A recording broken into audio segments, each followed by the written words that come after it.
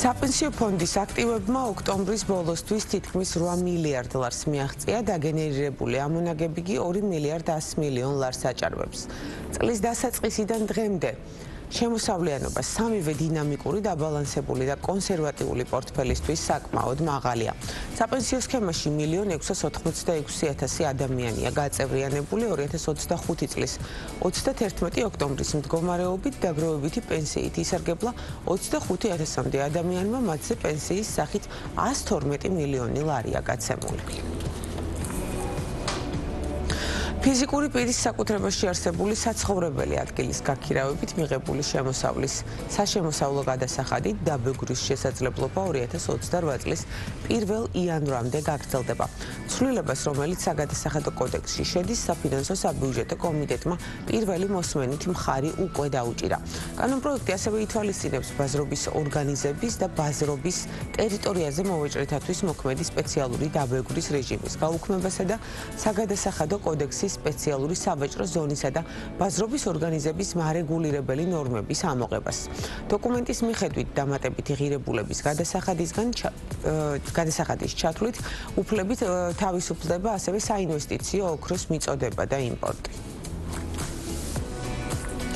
საქართველოს მალე ნადირობის შესახებ ახალი კანონი ექნება. კანონპროექტი მონადირის სერტიფიცირების, ადგილობრივი სახეობის აღწერის, სანადირო მეურნეობების დაპროექტების, ინდივიდუალური ლიცენზიით ადგილობრივ სახეობებზე ნადირობის დაშვების და საეგერო სამსახურის შექმნის საკითხებს მოიცავს. კანონპროექტის დეტალებზე გარემოს დაცვისა და სოფლის მეურნეობის სამინისტროში გამართულ უწყებათა შორის საკოორდინაციო საბჭოს შეხვედრაზე განიხილეს. როგორც სამინისტროში განმარტავენ, ქვეყანაში მნიშვნელოვანი პრობლემაა მთელი რიგი პოპულაციების განადგურება და დაცული ტერიტორიების სტატუსს მიღმა არსებული ტერიტორიები დაუცველია ბრაკონიერებისგან. ახალი კანონპროექტი კი ამ გამოწვევებს უპასუხებს.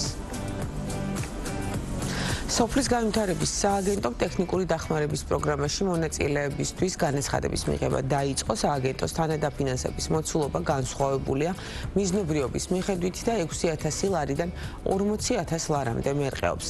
პროგრამა ითვალისწინებს სურსათის უვნებლობის მართვის საერთაშორისო სტანდარტებისა და სერტიფიცირების მომსახურების თანადაფინანსებას. ასევე მოიცავს ბრენდირებას, შეფუთვის, დიზაინის შექმნის, აღჭურვილობისა და ბუღალტერიის შემსწავლელი სასერტიფიკატო კურსების თანადაფინანსებას ფერმერებისა და კოოპერატივებისთვის. აღსანიშნავია, რომ წელს პროგრამას ახალი მიზნობრიობა უცხოელი კონსულტანტების მომსახურებაც დაემატა. რძისა და რძის პროდუქტების სექტორი საქართველოში ერთ-ერთი აქტიური და მზარდი ბიზნეს მიმართულებაა. მასში ჩართულია როგორც მცირე საოჯახო საწარმოები, ისე მსხვილი კომპანიები და ეს ბაზარი მნიშვნელოვანია ეკონომიკის განვითარებისთვის, ისე დასაქმებისთვის, თუმცა ამ ბიზნესის მეორე მხარეს დგას მომხმარებელი და იქ, სადაც საქმე ეხება სასურსათო უსაფრთხოებას, აუცილებელია სტანდარტების დაცვა. რას ავალდებულებს კანონი მწარმოებლებს, როგორია კონტროლის მექანიზმი და რამდენად უსაფრთხოა ჩვენი ყოველდღიური მოხმარების სურსათი. ვასილ კვერნაძე, სურსათის ეროვნული სააგენტოს უფროსის მოადგილე გვიერთდება ამ თემაზე სასაუბროთ პირდაპირ ეთერში. მოგესალმებით ბატონო ვასილ. პირველ რიგში, რა თქმა უნდა, დავიწყოთ სექტორის შეფასებით, რძისა და რძის პროდუქტების სექტორი, რომელიც არ კარგავს აქტუალობას, როგორც დასაწყისშიც აღნიშნეთ. რა ტენდენციები იკვეთება ამ დროისთვის? დილამშვიდობის, მივესალმებით თქვენს ტელემაყურებელს. ძალიან მნიშვნელოვან საკითხს ეხებით, იმიტომ რომ თითოეული მოქალაქის ჯანმრთელობისთვის და სტაბილურობისთვის და ესე ვთქვათ, უსაფრთხო სურსათის მიღების ნაწილში მნიშვნელოვანია ისეთი მაღალი რისკის სურსათის რუტინული კონტროლი, როგორც არის რძედარძის პროდუქტები. აღსანიშნავია, რომ სურსათის ეროვნული სააგენტოსთვის პრიორიტეტს წარმოადგენს რძედარძის პროდუქტების მწარმოებლებთან სახელმწიფო კონტროლი, შესაბამისი რისკებიდან გამომდინარე. და აღნიშნავ, რომ სააგენტო ახორციელებს რისკზე დაფუძნებულ სახელმწიფო კონტროლს. მიმდინარე წელს სააგენტომ ესე ვთქვათ რუტინულად მთელი ქვეყნის მასშტაბით განახორციელა სახელმწიფო კონტროლი რძის სექტორში და ეს კონტროლი გრძელდება რასაკვირველია.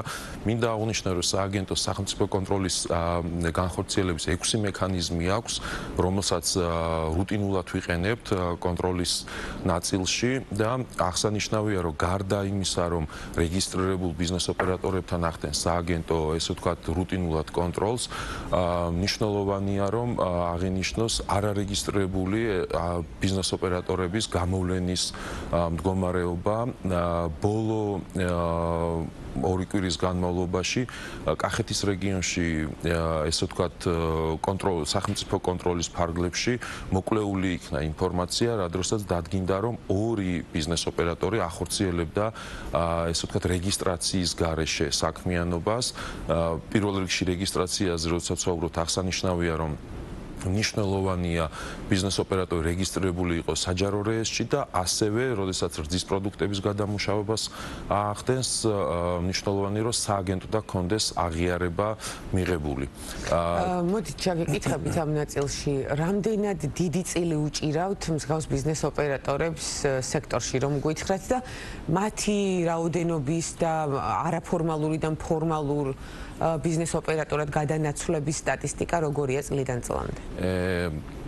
საინტერესო კითხვა ნამდვილად. ქვეყანაში რეგისტრირებული არის 170-მდე რძის პროდუქტების მწარმოებელი და მიმდინარე წელს იდენტიფიცირებული გვაქვს 45-მდე არარეგისტრირებული ბიზნეს ოპერატორი. ამ 45 ბიზნეს ოპერატორიდან 20 ბიზნეს ოპერატორმა მომართა სააგენტოს აღიარების მინიჭების მიზნით და 20 ბიზნეს ოპერატორი უკვე ესე ვთქვათ სრულად კანონიერად ლეგალურად ახორციელებს საწარმოო პროცესს. აქვე აღსანიშნავია, რომ სააგენტო გარდა სახელმწიფო კონტროლის და ესე ვთქვათ კონტროლის მექანიზმების გამოყენებისა ძალიან მჭიდროდ თანამშრომლობს დარგობრივ ასოციაციებთან, სხვადასხვა დაინტერესებულ პირებთან და ვაწვდით ინფორმაციას თუ რა პროცესები უნდა დაიცვან, რა ესე ვთქვათ კანონმდებლობით განსაზღვრული მოთხოვნები უნდა იქნეს მათ მიერ დაცული, რომ მომხმარებელს მიაწოდონ უვნებელი სურსათი, რაც უპირობოდ მნიშვნელოვანი არის თითოეული და რას ითვალისწინებს კანონმდებლობა? და ასევე აქვე ჩაგეკითხებით იმპორტულ და ადგილობრივი წარმოების რუტინულ შემოწმებასთან მიმართებით, რამდენად განსხვავდება პროტოკოლი ამ ნაწილში? კეთილი. პირველ რიგში ნედლი რძის ან რძის პროდუქტების მწარმოებელი ვალდებულია რეგისტრირებული იყოს საჯარო რეესტრში და აღიარება კონდეს მიღებული სურსათის ეროვნული სააგენტოსგან, ანუ ნებართვა, ესე ვთქვათ, საწარმოო პროცესის განხორციელების. რაც შეეხება ნორმებს, რომელიც მან უნდა დაიცვას, ეს განსაზღვრული არის ჰიგიენის სპეციალურ წესში, ზოგად წესში და ამავე დროს მნიშვნელოვანი არის ეტიკეტირების წესი, რომელთაც ეს ვთქვათ მოსახლეობას, მომხმარებელს ვაწვდით ინფორმაციას პროდუქტის თვისობრიობასთან დაკავშირებით. მნიშვნელოვანია აქვე აღინიშნოს, რომ სააგენტო დღის მდგომარეობით 30-მდე მაჩვენებელს იკვლევს ლაბორატორიული კვლევის შედეგად და აღსანიშნავია, რომ ესე ვთქვათ, როგორც მიკრობიოლოგიური დამაბინძურებლების იდენტიფიცირებით, ასევე ქიმიურ დამაბინძურებლებს ვიკვლევთ და წლების განმავლობაში შემიძლია გითხრათ, რომ სტატისტიკა უმჯობესდება, შეუსაბამო სურსათის გამოვლენის ფაქტები კლებულობს, თუმცა ეს არ გვაძლევს იმის საშუალებას, რომ მოვდუნდეთ და იგივე პასუხისმგებლიანი ბიზნეს ოპერატორი, რომელიც კანონმდებლობის დაცვით და ნორმების დაცვით და სტანდარტების დაცვით ახორციელებს თავის სამეწარმეო საქმიანობას, მნიშვნელოვანია, რომ რუტინულად ყოველდღიურ რეჟიმში ის მოთხოვნები, რომელსაც აწესებს აღნიშნული პროდუქტის, ესე ვთქვათ, წარმოებისთვის განსაზღვრული წესი, სრულად იქნეს დაცული და ჩვენს მოსახლეობას მივაწოდოთ უვნებელი რძე და რძის პროდუქტი, რომელიც პრაქტიკულად ძალიან რუტინული შემოწმება რა პერიოდს მოიცავს, ესეც საინტერესოა ჩვენი მაყურებლისთვის დარწმუნებული ვარ. კეთილი. რუტინულ კონტროლზე, როდესაც ვსაუბრობთ, მნიშვნელოვანია აღინიშნოს, რომ გარდა სახელმწიფო კონტროლისა, რომელსაც ჩვენი ინსპექტორები, ესე ვთქვათ, გარკვეული ჯერადობით ახორციელებენ სხვადასხვა წარმოებაში შემთხვევაში მნიშვნელოვანია, რომ საწარმოში არსებული სტანდარტის შესაბამისად ბიზნეს ოპერატორმა ყოველდღიურ რეჟიმში განახორციელოს იმ ნორმების დაცვა და რომელიც განსაზღვრული არის უვნებელი სურსათის წარმოებისთვის. თქვენთვის ცნობილია, რომ ესე ვთქვათ, ჰასპის სტანდარტი სავალდებულო არის თითოეული მწარმოებლისთვის, რომელიც რძედარძის პროდუქტებს ამოწმებს და აღნიშნული სტანდარტი აწესებს ზუსტად იმ რუტინულ კონტროლს, რომელიც ბიზნეს ოპერატორმა უნდა ესე ვთქვათ, ყოველდღიურ რეჟიმში განახორციელოს და გადაამოწმოს, გადააკონტროლოს თავის საწარმოში წარმოებული სურსათის უვნებლობის მაჩვენებლები თითოეულ საწარმო ეტაპზე. იმპორტულ პროდუქციას რომ მიუბრუნდეთ, როგორია რეჟიმები გადამოწმების საინტერესო ადგილობრივ თუ იმპორტულ პროდუქციასთან მიმართებით? კეთილი, მნიშვნელოვანია აქვე აღინიშნოს, რომ რძედარძის პროდუქტები, რომელიც ჩვენს ქვეყანაში შემოდის სხვადასხვა ქვეყნებიდან, პირველ რიგში აღნიშნული პროდუქცია, ესე ვთქვათ, კონტროლს გადის საზღვარზე, სასაზღვრო ეტაპზე. აქვე მნიშვნელოვანია, რომ აღინიშნოს საკანონმდებლო სიახლიდან გამომდინარე, ჩვენ ესე ვთქვათ, მანამ სანამ ბიზნეს ქართველი იმპორტიორი ან ნებისმიერი პირი, რომელიც მოინდომებს ჩვენს ქვეყანაში რძის პროდუქტის შემოტანას, სააგენტოდან იღებს ნებართვას, რომელი ნებართვაც გაიცემა შესაბამისი კონტროლის, შესაბამისი პროცედურის, პროტოკოლის დაცვით და რაც გულისხმობს იმ კონკრეტული წარმოების, რომელიც სხვა ქვეყანაში მდებარეობს, ჩვენი უფლებამოსილი პირების მიერ გარკვეულ შესწავლას და შესაბამისობის დადგენას. ამის შემდგომ უკვე, როდესაც საზღვარზე აღმოჩნდება ტვირთი, სასაზღვრო კონტროლს გადის, შესაძლებელია მონიტორინგის პროცესშიც ამოვარდეს, ან ნიმუშები იქნეს აღებული სხვადასხვა მაჩვენებლებზე და ესე ვთქვათ, ვიზუალური დათვალიერება. შემდგომში უკვე ქართულ ბაზარზე განთავსების შემდგომ სურსათის ეროვნული სააგენტო, მე საუბრის დასაწყისში აღვნიშნე, რომ 6 კონტროლის მექანიზმი გვაქვს და ამ კონტროლის მექანიზმების ეფექტურობიდან გამომდინარე და იმ სურსათის ბაზარზე განთავსების ეტაპის გათვალისწინებით შესაბამის კონტროლის ღონისძიებებს ვახდენთ. მონიტორინგის პროგრამები, როგორც აღვნიშნე, რომ 30 მაჩვენებელზე ვიკვლევთ სურსათს, ასევე მუშაობს, რა თქმა უნდა, იმპორტირებულ პროდუქტზე და აღსანიშნავია, რომ შესაბამისობა, ესე ვთქვათ, წლიდან წლამდე იზრდება სურსათის, რომელიც ქართულ ბაზარზე არის განთავსებული. კი ბატონო, ჩამონათვალი მოთხოვნების საკმაოდ ვრცელია. საინტერესოა სანქციები რას ითვალისწინებს და ასევე თქვენი შეფასებაც საინტერესო იქნება ამ მიმართულებით, რამდენად არის ის საპირწონე, თქვათ იმ ზიანისა, რამაც ესე თუ ის რაც მოყვება ამა თუ იმ დარღვევას, იმიტომ რომ ეს არის საკვები პროდუქტი, რომელსაც იღებს ადამიანი და აისახება ის ყველაფერი ჯანმრთელობაზე. განსაკუთრებით ბავშვები. ნამდვილად. მოწყვლადი ჯგუფი, ნამდვილად აღსანიშნავია. მნიშვნელოვანი კითხვა არის, მართალ ვბრძანებთ, რძედარძის პროდუქტები, ეს ის პროდუქტებია, რომელსაც ყოველდღიურ რეჟიმში ჩვენი მოსახლეობა ძალიან დიდი რაოდენობით მოიხმარს. აღსანიშნავია, რომ მათ შორის მოსახლეობის ის ნაწილი, რომელიც მაღალ მოწყვლად ჯგუფს წარმოადგენს, ესე ვთქვათ, ბავშვები და ესე ვთქვათ, ან ქრონიკული დაავადების მტარებლები, ან ესე ვთქვათ, ხანში შესული ადამიანებისთვის ძალიან ეს ვთქვათ ფართოდ გამოყენებადი პროდუქტი არის. რა თქმა უნდა, თითოეული შეუსაბამობა, რომელიც სურსათში შეიძლება იყოს პოტენციურად საფრთხეს უქმნის ადამიანის ჯანმრთელობას და სიცოცხლეს, შესაბამისად ჩვენს კოდექსში განსაზღვრული ესე ვთქვათ საჯარიმო სანქციები, რომელიც შემოიფარგლება 5,000 ლარის ოდენობით, 1,000 ლარიდან 5,000 ლარამდე, სხვადასხვა დარღვევიდან გამომდინარე, შესაძლებელია საკანონმდებლო უწყების მიერ გადახედული იყოს აღნიშნული საჯარიმო სანქციები, თუმცა ცალსახად არ შეგვიძლია იმის თქმა, რომ ყველა შემთხვევაში რაღაც ისეთი სანქცია უნდა იყოს, რომელიც არ იქნება პროპორციული შეუსაბამობასთან მიმართებაში, ხო? აქვე ერთს აღვნიშნავ მეტი ინფორმირებულობისთვის, რომ თითოეული სურსათი, რომელიც ასე ვთქვათ, არარეგისტრირებულ ბიზნეს ოპერატორის იდენტიფიცირების დროს გამოვლიდა და სააგენტოს ზედამხედველობით მოხდა აი ამ წარმოებული სურსათის განადგურება და მოსახლეობა აცილებული იქნა აი ამ რისკებზე, რომელიც მომდინარეობს არარეგისტრებულ საწარმოში წარმოებული სურსათი. ძირითადად რა დარღვევებს აწყდებით ხოლმე რომ გითხრათ და ასევე ერთგვარი ეს იქნება რჩევა ჩვენი მაყურებლისთვის, რას უნდა მივაქციოთ ყურადღება დახლებზე განთავსებულ პროდუქციას, როდესაც ვყიდულობთ.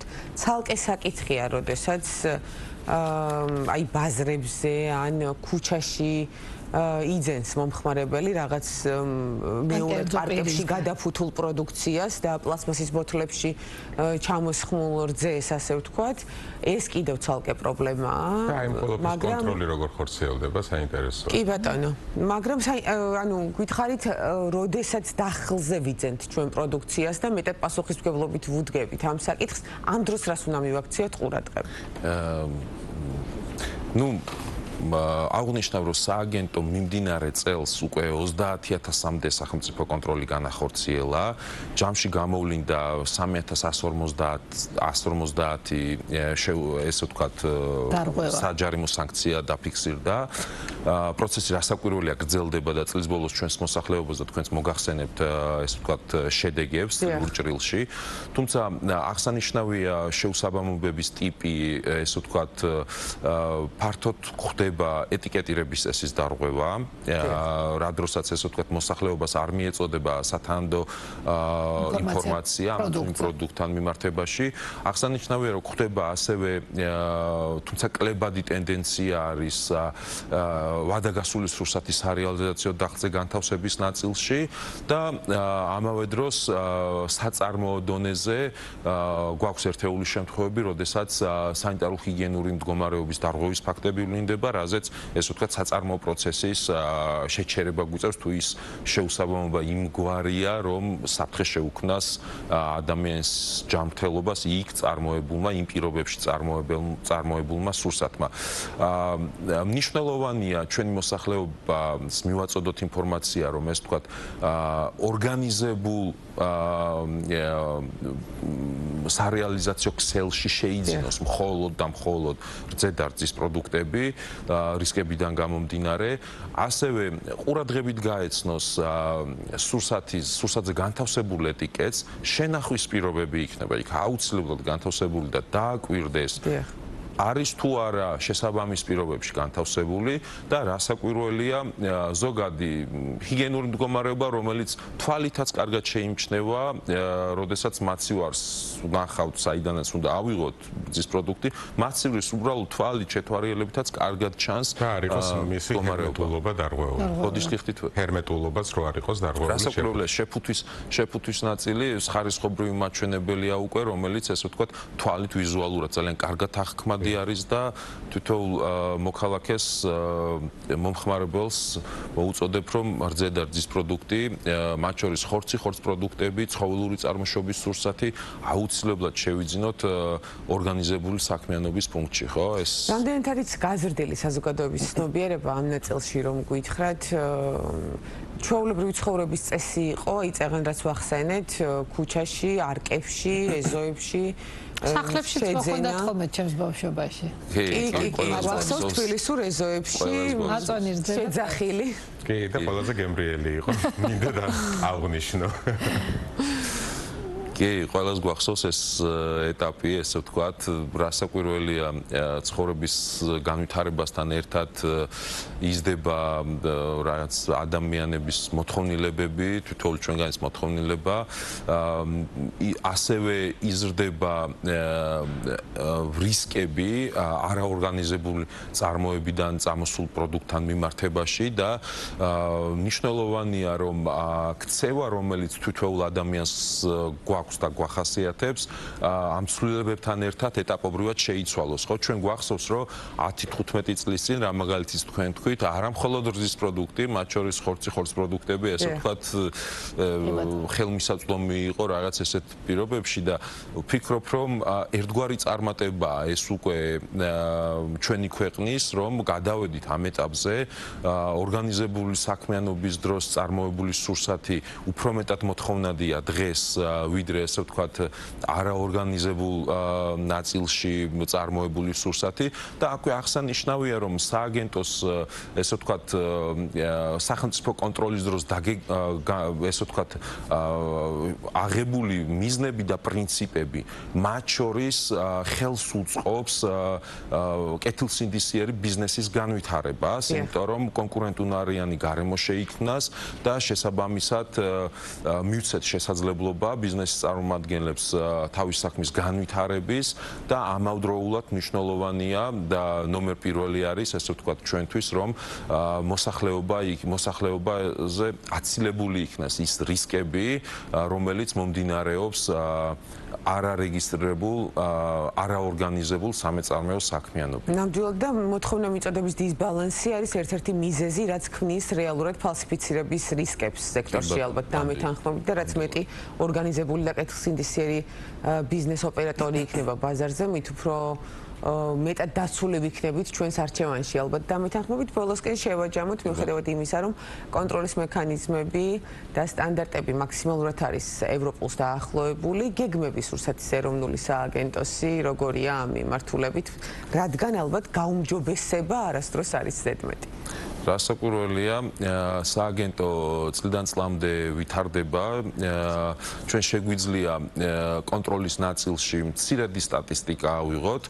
2013 წელს, როდესაც სააგენტოს ჰქონდა 400-მდე სახელმწიფო კონტროლი, მიმდინარე წელს ჩვენ უკვე 30,000-მდე სახელმწიფო კონტროლი გვაქვს განხორციელებული.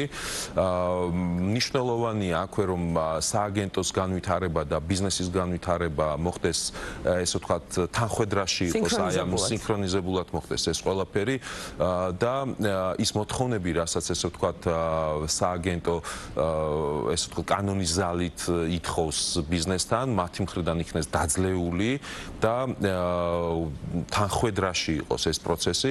აქვე აღსანიშნავია რომ დარგობრივ ასოციაციებთან კომუნიკაციის და თანამშრომლობის შედეგად ჩვენ გამოყოფილი გვაქვს უკვე კონკრეტული ასპექტები, რაშიც ჩვენ სამომავლოდ მოგვიწევს თანამშრომლობა, მათ შორის არის ესე ვთქვათ არარეგისტრირებული წარმოებების იდენტიფიცირება, გამოვლენა და ესე ვთქვათ მოწოდება და სწორ გზაზე დაყენება პირველ რიგში თუ მას რეალურად აქვს სურვილი აღნიშნული საქმიანობა განახორციელოს და განვითარდეს, ის პირველ რიგში უნდა დარეგისტრირდეს, ის სტანდარტი დაიცვას, რომელიც განსაზღვრული არის სააგენტოს მიერ და შესაბამისად ჩვენი მხრიდან მაქსიმალური ხელშეწყობა არის ბიზნეს სექტორთან იმისთვის, რომ მათი საქმიანობა იყოს სრულად კანონმდებლობასთან შესაბამისობაში. ასევე მინდა აღვნიშნო, რომ სააგენტო ძალიან მჭიდროდ თანამშრომლობს სხვადასხვა საერთაშორისო უწყებასთან და ჩვენ დაგეგმილი გვაქვს პირველ რიგში ჩვენი სისტემის გაუმჯობესება, რომელიც მოგცემს უფრო ეფექტურად კონტროლის განხორციელების საშუალებას.